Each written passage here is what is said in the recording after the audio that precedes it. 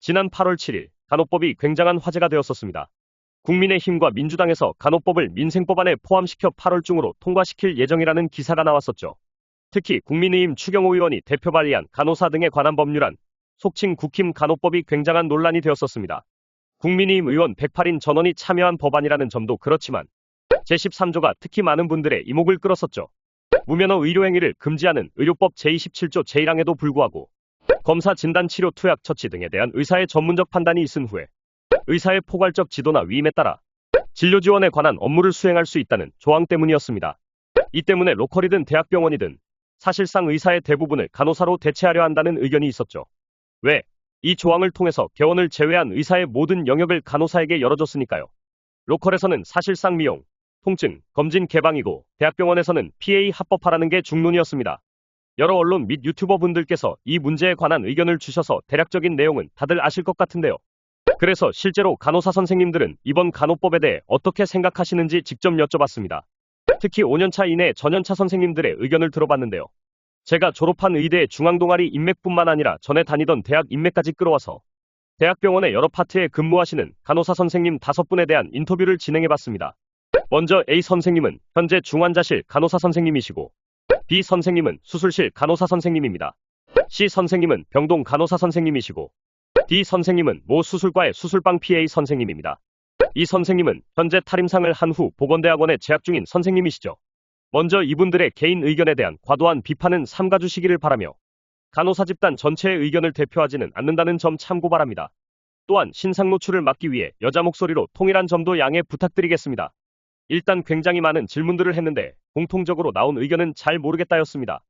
A, B, C 선생님은 이번에도 통과될 것 같지 않다고 하셨고 의사의 영역과 관련된 이슈도 잘 모르시고 계셨습니다.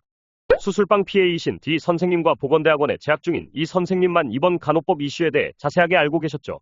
그리고 C 선생님께서 여러 의견들을 주셔서 C, D, 이 선생님 위주로 말씀드리겠습니다.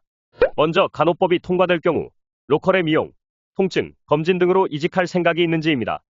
A, B, C 선생님 모두 돈 많이 주면 당연히 간다라는 의견을 주셨죠. 특히 병동 간호사이신 C 선생님께서 대학병원 간호사 엑소더스에 대한 의견을 주셨습니다. 돈 더 많이 주면 당연히 로컬 가는 게 이득이죠. 그런데 어차피 피부미용에서는 나이 어린 사람들을 많이 뽑을 텐데 그러면 대학병원에서는 전연차 쌤들부터 나갈 것 같은데요. 전연차 쌤들 나가면 고년차 쌤들 로딩이 늘어날 텐데 그러면 고년차 쌤들도 못하겠다고 나갈 거고요. 그러다가 결국에는 다 나갈 것 같아요. 애초에 간호법이 간호사 1인당 환자 수 법제화해달라는 거였는데 그 내용은 빠졌다면서요. 그러면 로컬 일자리도 있겠다. 대학병원에 남아있을 이유가 있나? 근데 그러면 환자분들한테도 좋을 것 같진 않아요. 즉, 전연차는 로컬로 나가고 고년차는 전연차가 나가서 힘들어서 나갈 것 같다는 거죠. 그렇게 간호사 엑소더스가 일어나면 대학병원은 갓 대학을 졸업한 아무런 경험도 없는 신규 선생님들로만 채워질 거고 간호의 질은 떨어질 것 같다는 의견을 주셨습니다. 다음으로 대학병원에서 저위험 의사 술기가 넘어올 것 같은지에 대해서도 다들 직접적으로 넘어올 것 같진 않다고 하셨습니다. 특히 C 선생님의 경우 지금도 병동의 일부 인원을 PA로 바꿔서 운영하지 병동 사람들 모두가 의사 술기를 하는 것은 아니라고 하셨죠. 근데 이게 문제가 뭐냐 하면 병동에서 PA로 누군가를 뽑아가면 그 빈자리를 우리가 메꿔야 돼요. 의사잡은 안 넘어오긴 하는데 간호사 한 명이 할 일은 많아지는 거죠. 있던 인력이 PA로 차출당했으니까요. 그렇다고 해서 현재 대학병원 재정상 간호 인력을 더 채용할 수는 없기 때문에 차출된 인원도 보충되진 않는다고 합니다. 결국 의사잡이 넘어오지 않을 뿐이지 일은 더 많아지는 구조라는 거죠. 또한 대학병원에서 고위험 의사 술기가 넘어올 것 같은지에 대해서 이전부터 모 수술과 PA로 근무하시던 D 선생님의 답변이 인상 깊었습니다. D 선생님은 예전부터 수술방에 상주하시면서 수술할 때 상처 절개, 봉합, 수술보조 등이 주 업무셨다고 합니다. 수술보조야 지금도 하는 거니까 할 수 있는데 다른 건 못하죠. 법적 책임이 없더라도 배우고 싶지도 않아요. 또한 기관삽관에 대해서도 여쭤봤는데 다음과 같은 답변을 주셨죠. 기관삽관이 간단한 술기라고 했다고요? 그건 진짜 개소리인 것 같은데요? 아무래도 마취 전문 간호사를 염두에 두고 한 이야기 같은데 쌤도 보셨겠지만 가끔씩 마취과 선생님들도 기관삽관 하다가 응급 터지잖아요. 1, 2년 배워서 될 게 아닐 텐데 마취 간호사들이 하려고 할 것 같지가 않은데요? 조금이라도 책임져야 될 가능성이 있으면 절대 안 할걸요. 그리고 저는 이 말이 굉장히 인상 깊었습니다. 솔직히 저는 수술에서만큼은 전공의 쌤들보다 훨씬 잘한다고 생각해요. 예전에는 저보다 연차 낮은 전공의쌤들은 제가 붙잡고 가르쳐 드렸으니까요. 근데 이 수술 스킬만 좋은 거지. 환자 관리나 이런 건 아무것도 몰라요. 학교에서 배운 게 다르니까요. 환자 관리 같은 건 배우고 싶지도 않고 하고 싶지도 않아요. 아마 책임질 의사들은 계속 필요할 거고 PA로 의사를 완벽히 대체하는 건 아무래도 힘들지 싶네요. 아니면 환자 관리만 맡아서 하는 병동 PA를 또 뽑아서 늘리던가요? 마지막으로 앞으로 PA들은 진로를 어떻게 할 것 같은지에 대해서는 다음과 같은 답을 주셨습니다. 일단 저는 여기 병원 교수님들 수술 방법에 익숙해져 있긴 한데 또 다른 데 가서 손 맞춰보면 금방 적응하지 않을까요? 합법화되면 돈 많이 주는 대로 가는 거죠. 또한 이런 말씀도 하셨죠. 근데 중요한 게 있어요. 저야 예전부터 하던 거니까 계속하지만 신규 PA로 들어오는 분들이 기관삽관같이 위험한데 사람 살리는 술기를 배우려고 할 것 같진 않아요. 쌤들도 바이탈과 전공하면 전문의 따도 대학병원밖에 취업할 곳 없다면서요. 똑같은 거예요. 정형외과, 성형외과 PA 하면 밖에서도 대접받겠지만 일반외과, 산부인과, 흉부외과 PA 하면 똑같이 대학병원밖에 취업할 데가 없어요. 차라리 처음부터 PA 안 하고 로컬에 취업하고 말지.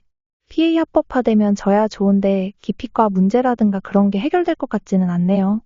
결국 PA 선생님들도 내외산 소홍윤 같은 핵심 의료를 기피하는 현상은 똑같이 일어날 것 같다는 의견입니다. 정리해보면 이렇습니다. 간호법이 통과될 경우 단기적으로는 전연차부터 시작해서 대학병원 병동, 중환자실 등에서 대량으로 로컬로 몰릴 수 있습니다. 전연차가 탈출했으니 고년차들로 일이 몰리고 고년차들도 힘들어서 관둘 것 같다는 예측이죠. 즉, 대학병원 간호사 엑소더스가 발생하는 것입니다. 이렇게 되면 경험 없는 신규들로 대학병원이 채워지게 되고 간호의 질은 떨어질 것 같다는 거죠. 또한 최종적인 법적 책임을 지는 최소한의 의사 인력만 남기고 PA들로 대체될 것으로 보입니다. 결국 대학병원은 전문의 중심병원이 아니라 간호사 중심병원이 된다는 거죠. 그러면 의사들은 어떻게 될까요? 아마 미용, 통증, 검진 등 로컬 일자리들은 대부분 간호사 선생님들로 대체될 것으로 보입니다. 인건비가 더 낮으니까요. 때문에 봉직이 선생님들은 빠른 개원을 고려하실 것 같고 아니면 미국이나 일본 의사를 준비해야겠죠. 또한 학계, 법조계, 학원가 등 아예 다른 분야로 빠지는 분들도 생길 것입니다. 남아있는 일자리라고 해봤자 대학병원에서 법적 책임만 지는 총알바지나 아무런 시설도 장비도 없어서 소송 걸리면 17억 맞고 산하해야 하는 의료원밖에 없을 테니까요. 장기적으로는 솔직히 그냥 다 망할 것 같습니다. 로컬의 경우 의사들이 개원으로 몰리면서 서로 출혈 경쟁을 할 테고 그럼 다 같이 망하는 거죠. 그렇다고 해서 대학병원의 의료 질은 유지되느냐? 말씀드렸듯이 전문의 중심병원이 아니라 간호사 중심병원이 그것도 경험 없는 신규 간호사 중심병원이 될 테니 의료의 질이 유지될 리가 없겠죠. 결국 의사만 망하는 게 아니고 전반적인 의료 수준이 주저앉을 겁니다. 그렇다고 딱히 간호사 선생님들이 승승장구할 것 같지도 않고요. 이전에 제가 올렸던 파업 관련 영상에 한 간호사 선생님께서 댓글을 달아주셨었습니다. 이런 식으로 의사 파업을 정당화할 거면 왜 간호법 파업 때는 본인들을 지지해주지 않았냐라는 내용이었죠. 이에 대해 저는 이해관계가 달라서 지지 목소리를 내지 못했을 뿐 간호사 1인당 환자 수 법제화 및 노동강도 조정과 같은 간호법의 기본적인 취지에는 공감한다고 말씀드렸었습니다. 사실 이렇듯 간호법의 궁극적인 목적은 간호사 선생님들의 노동강도 조정이었습니다. 하지만 그것에 대한 논의는 사라져버리고 갑자기 그러면 병원에서 고생하지 말고 그냥 나와서 의원에서 의사 일 해라라는 방향으로 바뀌어버렸죠. 본질은 잊혀지고 직역 간의 갈등만이 남아버렸습니다. 간호법으로 인한 의사 직역의 영역 침해도 문제지만 그로 인해 발생할 대학병원 붕괴와 의료의 질 저하가 더 우려됩니다. 법적 책임만 지는 최소한의 의사만 남겨두고 PA로 대체하고 대학병원 간호사 엑소더스가 현실화된다면 정부가 말하는 전문의 중심병원의 실상은 신규 간호사 중심병원이 될 테니까요. 인터뷰에 응해주신 선생님들의 말씀을 들어보면 법적인 책임은 의료기관에 얼마 남지 않은 최소한의 의사들에게로 집중될 것으로 보입니다. 그 의사들도 점점 법정에서 17억을 맞고 산화할 거고 신규 전문의 배출도 메말라갈 테니 이 땅에서 의사라는 직군은 천천히 소멸되어 사라지겠죠. 간호법과 의대 증원, 필수 의료 패키지를 비롯한 정부의 정책으로 인해 의사들의 일자리가 줄어들고 외국과 다른 분야로 떠나는 걸 보면서 여전히 박수치시는 분들도 있으실 겁니다. 이해합니다. 하지만 먼 훗날 어느 시점에 뒤를 돌아봤을 때 왜 대한민국 의료는 멸망했는가라는 질문이 나온다면 내가 박수쳤기 때문이다라고 자신있게 대답하실 수도 있어야 하는 겁니다. 사실 정말 몇몇 간호사 선생님들이 인터뷰를 통해 밝혀주신 개인 의견과 제 뇌피셜을 섞은 예측일 뿐이고 반박하려면 얼마든지 반박할 수 있다는 것도 알고 있습니다. 그러나 그렇게 반박을 한다고 해서 밝은 미래가 기다리고 있을 것 같지도 않네요. 다들 건강관리 잘해야겠습니다. 저는 의사 말고 다른 일 알아보려고요. 오늘도 영상 시청해주셔서 그리고 항상 많은 응원과 격려에 감사드립니다. 더 많은 제 개똥 철학과 뇌피셜을 듣고 싶으시면 구독과 좋아요 부탁드립니다. 감사합니다.